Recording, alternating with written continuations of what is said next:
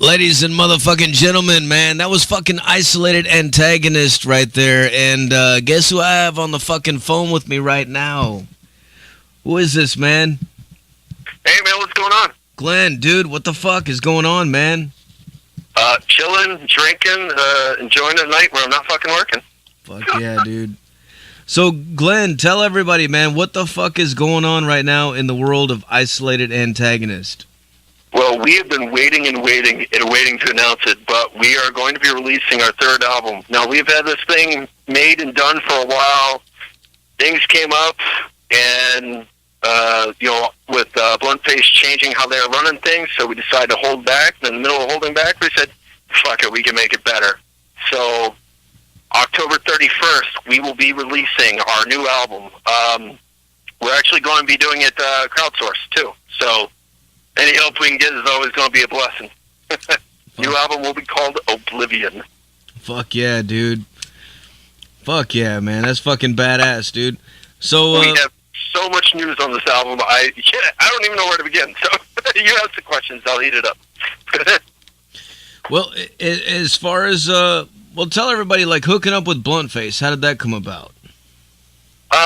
So, not everybody knows, but our first album was the only album that wasn't on Bluntface, but we did get featured on one of their samplers with Otto. First album, all the vocals are actually recorded while I was deployed to the Middle East, so there's a lot of anger to it, so I'm literally yelling in the middle of the barracks in the Middle East, making the music, making the vocals while Nate's writing the music out here in Massachusetts. The second album, we did the same thing, except for it's only about half the album, then I deployed back home, and we were searching around and ended up hooking up with Otto, and I'm sure you know Otto is Skin Drone. He, dude's amazing, knows everybody, helps everybody, and just makes amazing music. And we got a little surprise on the album with actually getting Skin Drone to help out with one of our songs. Man, I gotta ask you, dude, and I know there's a lot of fucking gear nuts out there fucking listening right now that would fucking love to know, like, when you're out there recording like that in the field, fucking, how did you do that? Like, what kind of equipment did you use, and how did you fucking hook it up, and, like, can you go kind of in detail on that? So I jerry-rigged it. You'll love this. My favorite is I just ordered the Blue mic. I got the Yeti Pro. Mm-hmm. I've been a fan of them since, I was a kid, always staring at recording because their mics are thousands of dollars, and I couldn't fucking afford them. The Yeti Pro, they finally made at least affordable. So I brought that. I honestly was using some of the Beats mixer headphones. They're the headphones that you can change the angle so I can hear myself out of one ear and then actually listen to what I'm recording in the next ear. I rigged it up with my Microsoft Surface because the thing is tiny, but holy crap, it's got enough power, so I did all my multi-tracking on there. And then just to make sure I had enough good quality recording, I hung some hooks on the ceilings and draped blankets around so I get some sound dampening because it was in the middle of a barracks, which was literally the middle of an old warehouse that they just threw walls up on, and shit echoes. So I'm sure I tormented the fuck out of people when they heard me screaming. I wrote an apology in the second CD. I'm like, hey, anybody that woke up, sorry about that. My bad. That's fucking badass, dude. Did you? I mean, was there like any background noise captured in the recordings or anything like that, like fucking gunshots and shit or anything, or? No, I want to say this tour they had me in the safest, most boring place possible. I literally begged to go somewhere real, and they're like, "No, you're the only one with training. We need you here." I'm like, "God damn it!" I mean, my first tour, I was way out in the middle of doing all the combat ops, so now they won't let me do combat ops. I got someone too old or some shit. Okay. Right on, man. Yeah, because when you say that, I'm like picturing in my mind you're fucking like out there in this fucking like dugout, and you're sitting there recording fucking, you got the headphones on and shit. Dude, I've people done are on that. the Actually, left. one of my old bands, I did that. I did record one song in the middle of Iraq, all the vocals, mixed and mastered it by myself out there. And it was actually during a sandstorm, and we didn't have any buildings, so I just had a tent, and my computer was shaking coming at me, but I had this little portable USB Sound Blaster Audigy Pro for my mastering. Fuck yeah, dude. That is total fucking metal right there, dude. That's about as metal as it fucking gets, man. Like, Jesus fucking Christ, man. Music is me. I just love to make music, and one of the things Nate and I really wanted to do was we made music that we miss hearing. So there's just not a lot of good industrial metal, new bands out there. We're like, you know what? Let's just see if we can make some stuff. And we started putting some stuff together. We liked it, and next thing you know, we had an album. We're like, shit, I actually like this. Let's, release it. So, how long have you been making music, and exactly how did it get started? Like, what got you into it? How long have I been making music total, or how long has I been making music with Isolated Antagonist? Both. So Isolated Antagonist started December 2014. We threw, Nate and I had always been just honestly chatting online. We literally had our own little separate bands, and we both liked each other's sounds, and we always said, hey, we should do something someday. And while I was deployed, I finally said, hey, let's do it. And he was completely in agreement, and we went to our first demos are on we released a 4-track demo CD, and that those are, I think, a lot darker than the rest of our albums. I think we lightened up a little bit. Oh yeah. But I'd say playing music, I mean, I've been listening to metal since probably I was like 7. Iron Maiden, Somewhere in Time, the 7th Son of the Seventh Son just had me hooked. When that came out, I just been hooked, and I mean, I played in had my own little metal bands here and there through college and high school. College, I released a CD under a band called Hollowed Ground. After that, released a couple CDs under another project called Lost in Faith. But this is the one I really felt we finally hit a professional level where I thought people would actually enjoy it. And Nate was completely in agreement. And man, you just throw any instrument at this kid, and he will just make music. He is just stupid good. Fuck yeah, dude. Yeah, dude, Iron Maiden, man, fucking going back to the 80s. I remember I was a little fucking kid, and I was over at one of my older cousins' house, and I was fucking infatuated with fucking these fucking like glam rockers on MTV and stuff, and I'm sitting there watching that kind of shit, and he was like, no, you gotta listen to this, And yeah, my friends tried pushing that glam rock shit. I was like, I was doing Iron Maiden, I was doing Anthrax, I was doing Megadeth when I was a kid. Dude, he brings me the fucking Number of the Beast record, and I'm just looking at the album cover, and I'm like, holy shit, what is this? And he puts it on, and as soon as the fucking thing, where Bruce Dickinson does a little intro, woe to you, oh, and he goes into the thing, and then it fucking starts. I'm like, holy fuck, what is this, man? It blew my mind, dude. Changed everything right there, man. It was like, as a kid, I used to draw the Iron Maiden CDs on just every Iron Maiden cover I could draw. I drew it everywhere. I love to draw. Yeah, Eddie everywhere. So I got, and humorously, these 80s bands is another reason me and Nate met, because another diehard fan band I like is Queensryche. Loved Queensryche. Yeah, hell me yeah. personally, Rachel Order's probably the best CD, but everybody likes, so Operation Mindcrime. And out of the blue, one day I was on Facebook, and I remember seeing this one dude who loved Fear Factory and Queensryche, and that was just an odd mix. And we ended up chatting. That's how I met Nate, because he's a diehard Queensryche fan and a diehard Fear Factory fan. Now, when I say Queensryche, we're going Jeff Tate. All right, I don't care what the band's going after. When Jeff Tate left, I'll follow fucking Jeff Tate, and fucking Nate's with me the whole way. Hell yeah, man. That's cool when you fucking find people that are able to cross fucking genres and shit like that, and they're able to listen to different stuff like that. I'm totally like that too, man. I like everything. Yeah, we're trying man. to definitely mix that sound. We want to make sure we have the energy and the angst of a Fear Factory, but we also want to throw in those just brutal harmonies of Queensryche and try and really put this like. Well, you remember the days of Queensryche, the thinking man's metal band, but I want that thinking man's industrial band. It needs to have the thought behind it, and I mean I'm very, very particular with my lyrics. A little psychotic about it, which I'm sure every vocalist is.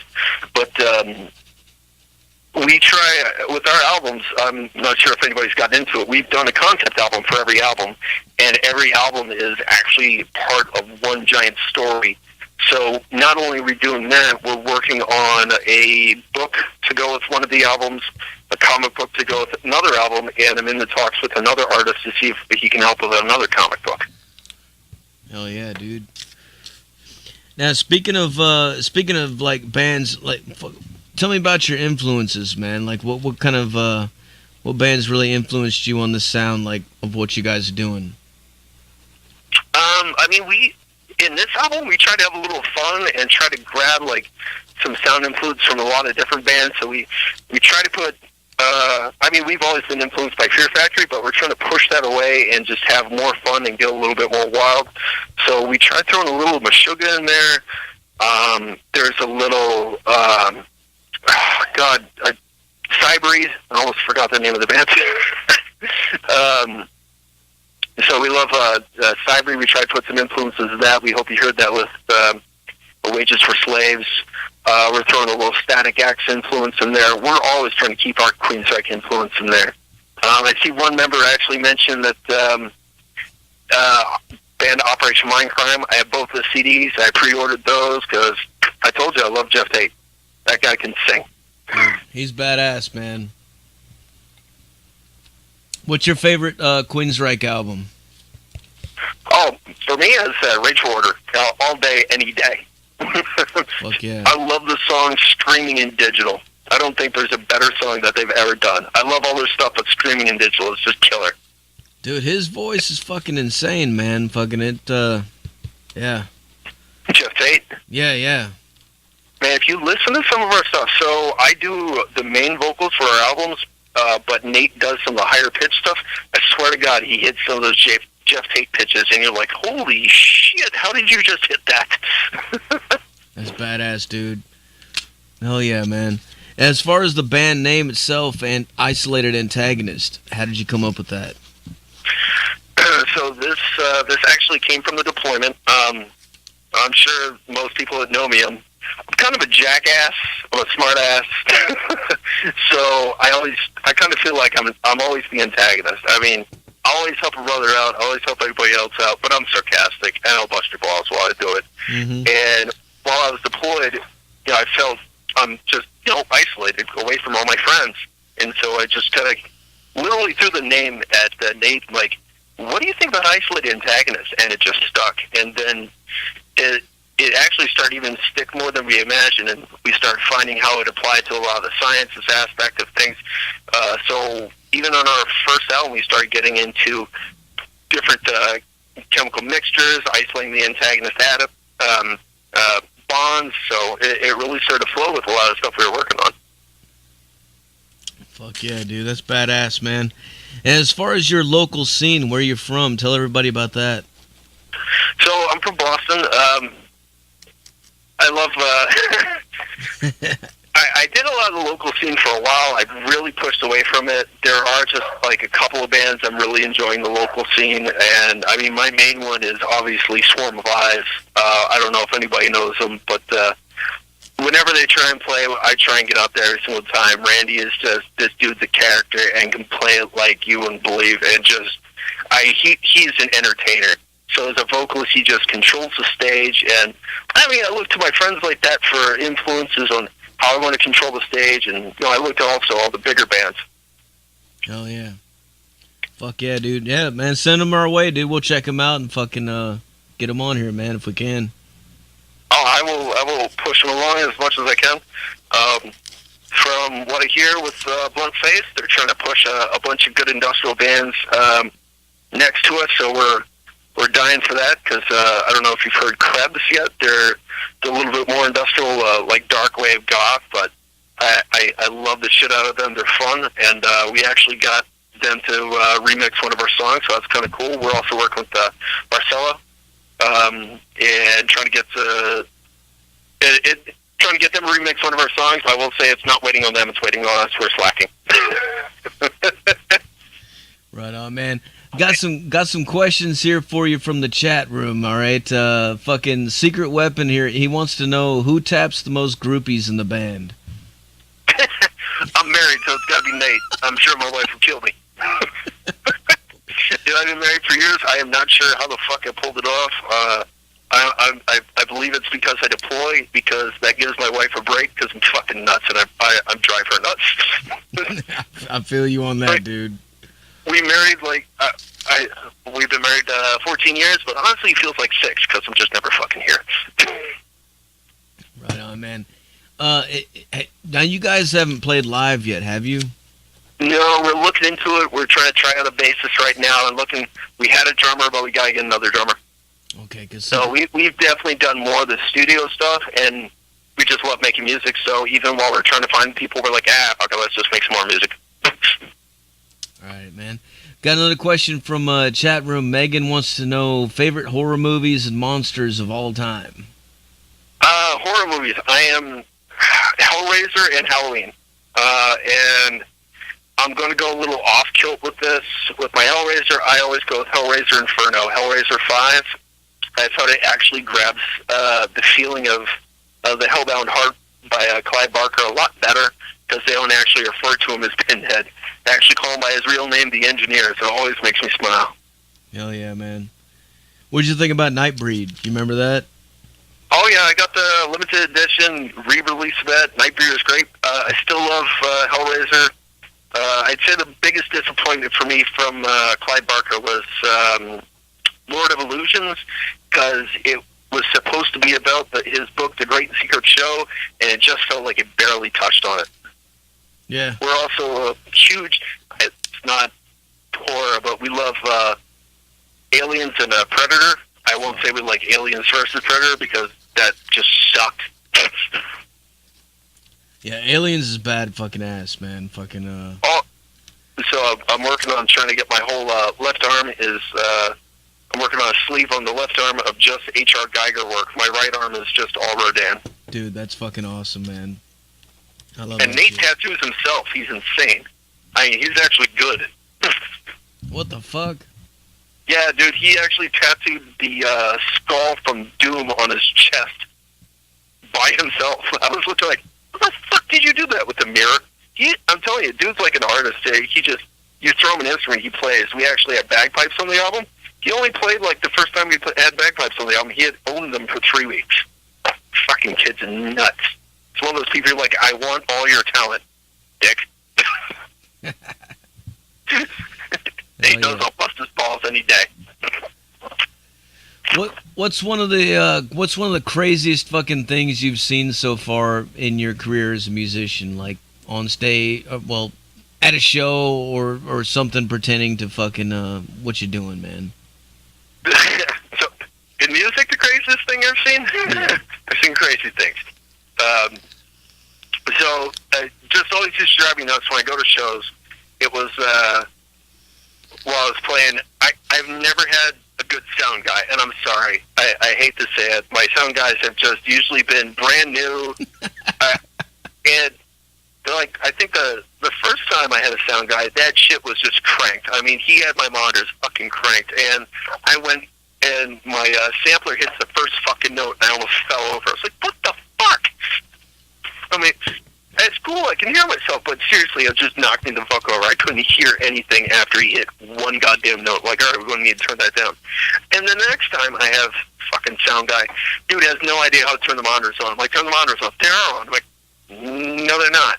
Turn the monitors on. And so I'm trying to, you're trying to keep in beat with everything, but I'm having to listen to all the beat bounce off the back of the room and come back to me, and so you're trying to stay in time while the music's echoing around the room. You're like, what the fuck? Goddamn, that would be fucking insane, man.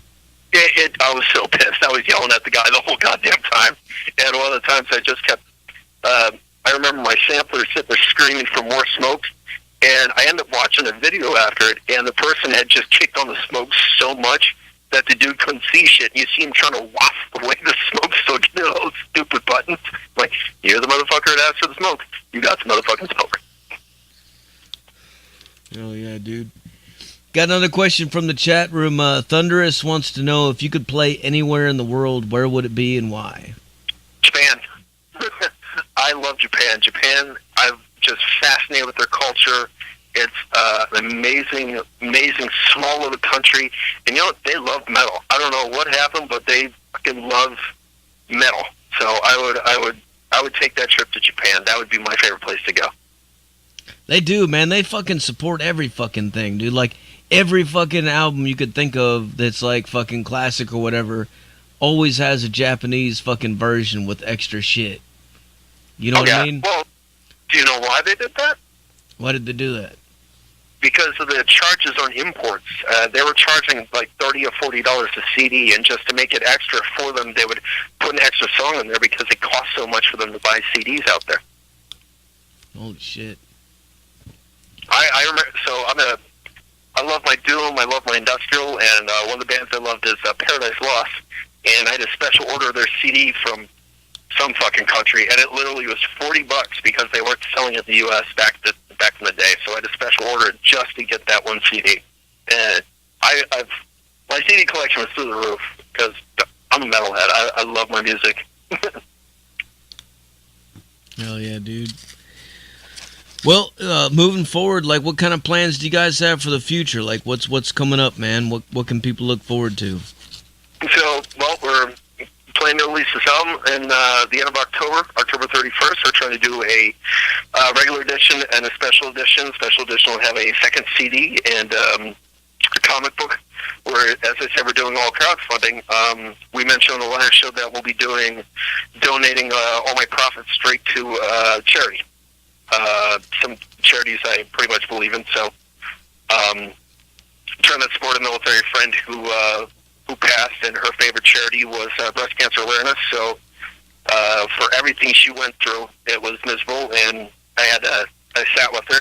So my goal is to donate all my profits straight to breast cancer awareness, and I hope at least one penny can make a difference to make somebody not have to go through what she went through.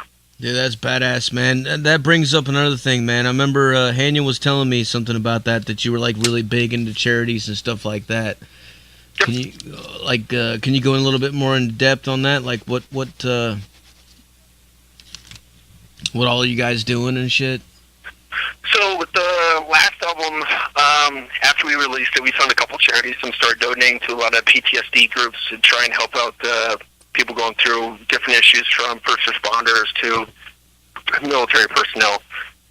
This recent one came just a very, very close issue. So I got short notice that one of my previous soldiers wasn't doing well. I didn't think they were doing that bad. So I hopped on a plane, flew out, and I heard they didn't like to spend the night alone in a hospital, so I spent the night with her in the hospital, and she actually passed in the morning. She got no notice. She was at the VA for care for breast cancer, and she passed it. So the only thing I could think is this person did so many special things. She had 3 combat tours, Purple Heart. She was my gunner through Iraq. Best thing I can do is make sure that her name stands for something, and I want to make sure it stands for something good, so we're going to donate everything in her name so everybody knows that how much of a wonderful person she was.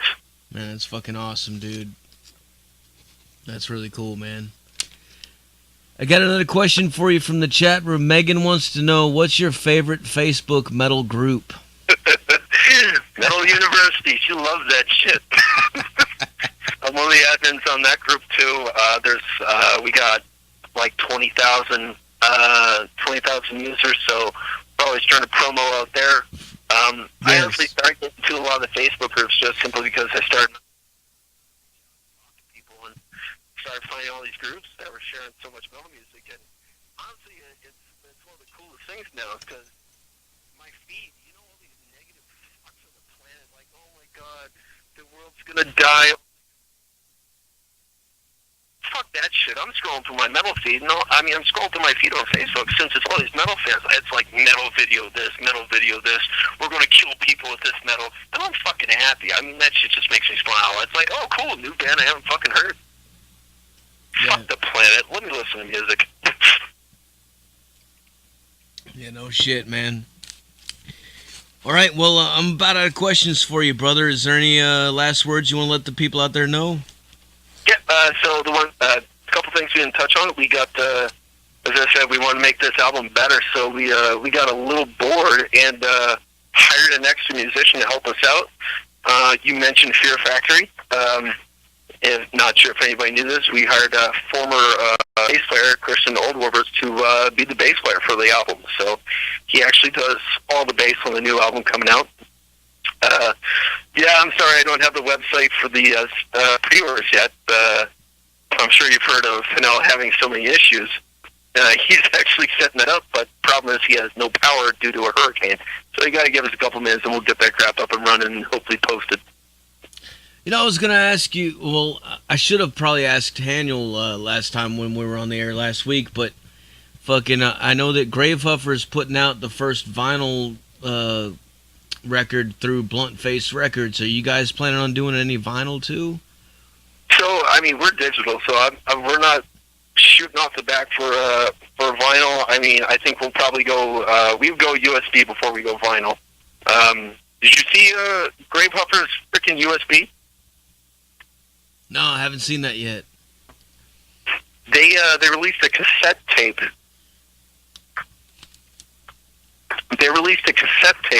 And the cassette tape, like, it's a cassette tape holder.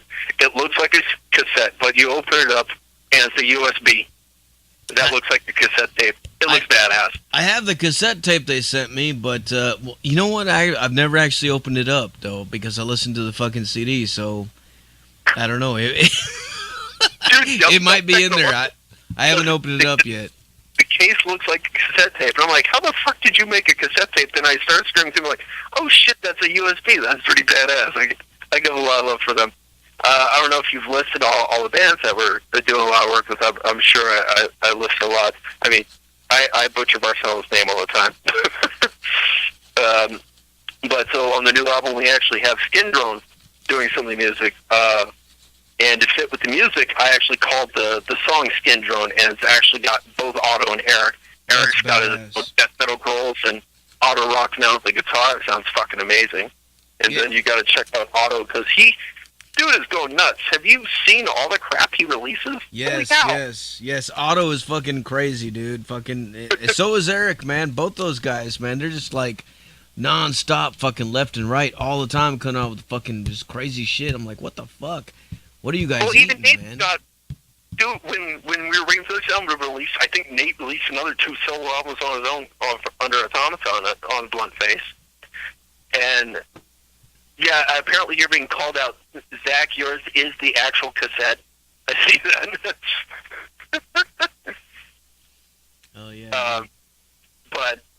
And you talked to a bunch of the other bands on the last chat, and I will not attempt to butcher all their fucking names because, well, I'm awful.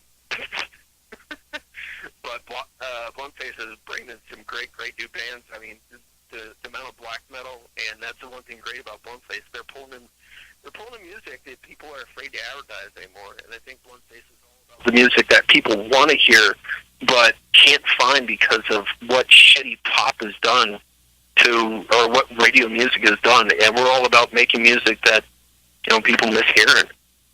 Like Barcelo, as I said, they're doing that 80s old school industrial, not just industrial metal. We're talking like the Godflesh, old school Skinny Puppy. It sounds fucking dark. It's great as shit. Fuck yeah, man. Badass, dude. All right, well, Glenn, before I let you go, man, got to get you to make us another station tag, man, if you don't mind. So, what's the station name again? Metal Devastation motherfucking Radio. I was laughing my balls off like that son of a bitch played the whole thing. Oh, yeah, dude. All right. Whenever you're ready, man, have at it. Why? Because you're just going to play the whole fucking thing anyway.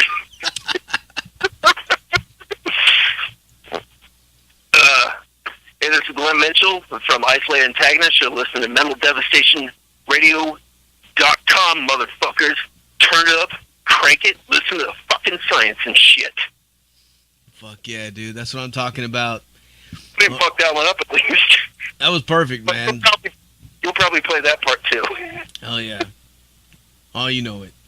Well, dude, thanks a lot for taking the time, brother. And, man, like I said, man, keep in touch, man. Just let us know whatever you guys are doing, man. We'll get you on the air fucking again, and We'll do this again sometime, man. But what I'm gonna do now is crank up some fucking isolated antagonists for these motherfuckers and make them go deaf. All right. All right, fucker. If you need some more tunes, just let me know. I'll get you whatever you need. Fuck yeah, dude. Send that shit. Oh, we'll do. I'll send you a link. All right, man. We'll talk to you later, hey, brother. Thanks. All right, bye. All right, later. There you have it, folks. Isolated Antagonist on the motherfucking Zach Moonshine Show live with Mental Devastation motherfucking radio. Crank this motherfucking shit up loud as a fuck and put your fucking speakers in your fucking windows and put them in your front yard. Put them wherever you can to make motherfuckers hear this shit and get pissed. I'm telling you what, man. If you don't see U-Haul trucks in the fucking morning, you fucked up. You fucked up seriously, man. I want to see U-Haul trucks everywhere. I want to see people fucking getting fucking slaughtered. I want to see fucking SWAT teams fucking coming to your fucking house telling you shut that fucking shit off. No, I'm just kidding. Maybe not that far, but you know what I mean, man. Crank it the fuck up, god damn it. Motherfucking shit.